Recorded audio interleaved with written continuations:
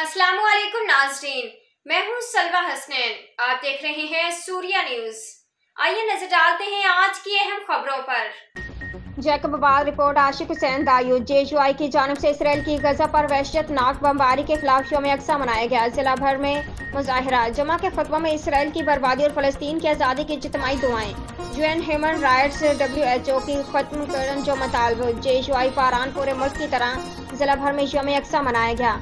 पूरे जिला के छोटे बड़े शहरों में मुजाहरे निकाले गए और जमा के खुतबों में सैकड़ों मसाजिद में इसराइल की बर्बादी और फलस्तीन की आज़ादी की इज्तिमाई दुआएं की गई।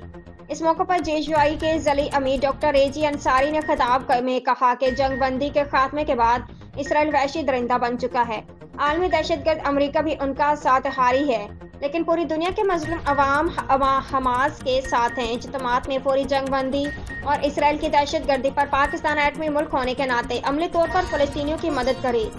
इस मौके पर मुतालबा किया गया है कि UN ह्यूमन राइट्स WHO फलस्तीन में जुल्म बंद नहीं करा सकते तो उनको खत्म होना चाहिए।